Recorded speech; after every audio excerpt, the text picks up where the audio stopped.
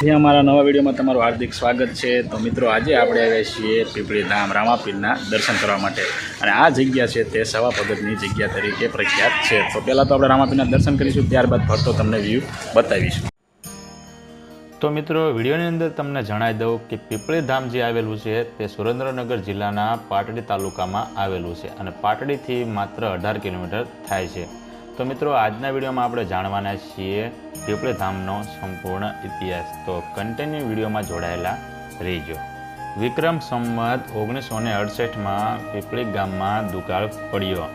સવા ભગત માટીકામ માટે કચોળિયા ગામ ગયા હતા અને દિવસો તે ભાષણ બનાવતા અને રાતે ભજન સત્સંગ કરતા હતા। એક રાતે કબીર હંસ બનીને આવ્યા। કબીર સાહેબે સવા ભગતને ગુરુ જ્ઞાન આપ્યું।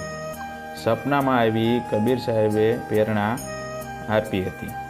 સવા ભગતે પીપળી ગામમાં કબીર મંદિરની સ્થાપના કરી હતી। વિક્રમ સંવત 1968ની એક રાત્રિએ રણુજાના રાજા ભગત તરીકે ઓળખાતા એક રાતે સવારામ બાપાના ઘરે પધાર્યા હતા અને પીપળી ગામમાં કાયમિક રહેવા માટેની પ્રેરણા વ્યક્ત કરી।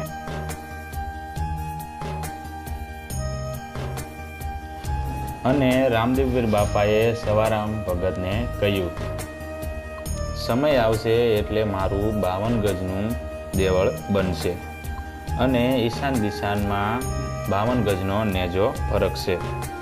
મંદિર બને ત્યાં સુધી મને ગેબી તરીકે અહીં સ્થાન આપજે। અને રામદેવ પીરની પ્રેરણાથી સવા ભગતે અહીં મંદિરની સ્થાપના કરી હતી। તો મિત્રો આ રીતે આ મંદિરની સ્થાપના કરવામાં આવી હતી। તો મિત્રો હજુ વિડીયોની અંદર આગળ અમે ઘણું બધું અહીંનું ઇતિહાસ છે એ જણાવીશું અને કેવી સુવિધા છે અહીંયા મંદિરમાં એ પણ તમને બતાવીશું। તો કન્ટિન્યુ વિડીયોમાં જોડાયેલા રહેજો। 2014માં 100 વર્ષ પૂરા થયા હતા। તે દિવસે ત્રિદિવસીય શતાબ્દી મહોત્સવ ઉજવાયો હતો અને ગુજરાતના, રાજસ્થાનના અને મહારાષ્ટ્રના 5 લાખ કરતાં પણ વધારે ભાવિકો અને ગુજરાતના તમામ નામી અનામી સાધુ સંતો અને કથાકારોએ અને તમામ દેશભરના અખાડાના પ્રતિનિધિઓએ હાજરી આપી અહીં ઇતિહાસ રચ્યો હતો। અને હાલના મંદિરની વાત કરીએ તો આ મંદિરનું નિર્માણ 1998માં કરાયું હતું। રામદેવ પીરના 52 ગજના દેવળની પ્રાણ પ્રતિષ્ઠા સદગુરુ બળદેવજી મહારાજે કરાવી હતી અને મુખ્ય પ્રવેશ દ્વારનું નિર્માણ 1985માં શ્રી બળદેવજી મહારાજના હસ્તે કરાયું હતું। અહીંનો મુખ્ય આકર્ષણની વાત કરીએ તો અન્ય મંદિરોમાં રામદેવજી મહારાજની મૂર્તિ ઘોડા ઉપર અસવાર તમને જોવા મળશે, જ્યારે સવા ભગતને દર્શન આપ્યા હતા ત્યારે સિંહાસન ઉપર બેઠા હોવાથી આ મંદિરમાં સિંહાસન ઉપર બેઠેલી મૂર્તિની સ્થાપના કરી હતી। આવી પ્રતિમા ધરાવતું એકમાત્ર આ મંદિર છે। પીપળી ધામ જેમની પ્રેરણાથી સવારામ ભગતની પ્રેરણાથી બનાવવામાં આવી હતી એમની સમાધિ પણ અહીંયા છે અને અહીં દ્વારકાધીશ અને રૂક્ષ્મણી માનું મંદિર પણ છે અને ભક્તરાજ શ્રી વાસુદેવ મહારાજ, ગુરુ શ્રી બળદેવદાસ મહારાજ હાલ ગાદી પર વિરાજમાન છે। આ મંદિરનો આરતીનો સમય સવારે 7:15 અને સાંજે સંધ્યા ટાઈમે થાય છે। આ સિવાય શ્રદ્ધાળુઓ માટે 24 કલાક અહીં મંદિરના દ્વાર ખુલ્લા હોય છે। તો દોસ્તો આ મંદિરમાં હર રોજ હજારો શ્રદ્ધાળુ ઉમટી પડે છે અને શ્રી બાબા રામદેવજી મહારાજના દર્શન કરવાથી તમારી મનોકામના પૂર્ણ થાય છે। તમારામાં પણ બાબા રામદેવ ઉપર શ્રદ્ધા હોય તો એકવાર પીપળી ધામ જરૂરથી જવું જોઈએ।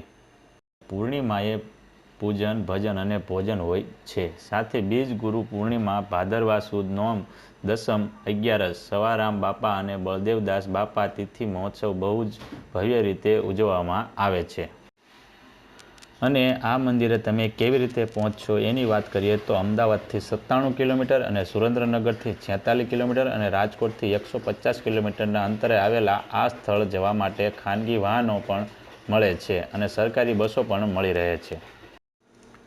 તો મિત્રો, હવે અમે તમને લઈ જઈએ છીએ ભોજનશાળાએ, જ્યાં અન્ન ક્ષેત્ર ચાલુ છે. ત્યાં આગળ અત્યારે આપણે જઈ રહ્યા છીએ.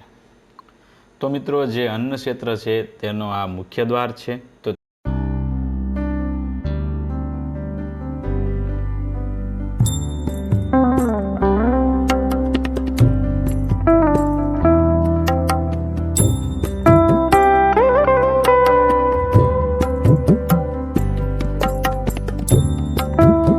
ત્યાંથી આપણે અંદર જવાનું છે.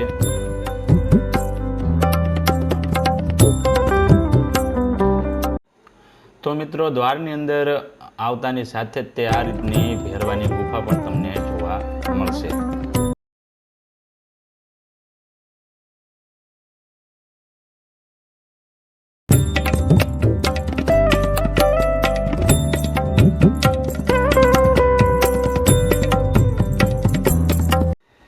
તો મિત્રો, ભેરવાની ગુફા બાદ આ રીતનો તમને રસ્તો જોવા મળશે. ત્યાંથી તમે અંદર ભોજનશાળાએ તમે જઈ શકો છો. તો મિત્રો, ફાઇનલી અત્યારે આપણે ભોજનશાળાએ પહોંચી ગયા છીએ. તો આપણે પણ રામદેવજી મહારાજની પ્રસાદ લઈશું અને પ્રસાદમાં શું છે એ પણ તમને વિડીયોની અંદર તમને બતાવીશું.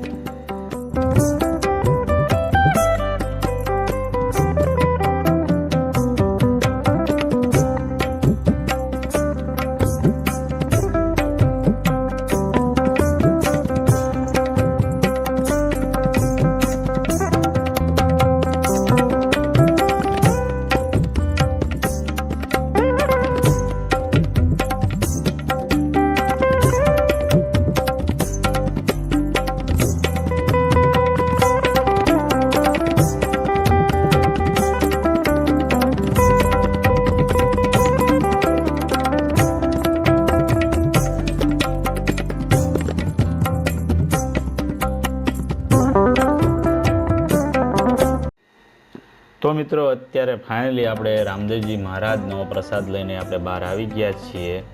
તો મિત્રો, વિડીયો તમને પસંદ આવ્યો હોય તો લાઇક, શેર અને ચેનલની અંદર નવા હોય તો ચેનલને સબસ્ક્રાઈબ કરી નાખજો. તો મિત્રો, હવે મળીશું આપણે નેક્સ્ટ વિડીયોમાં. જય રામદેવ પીર.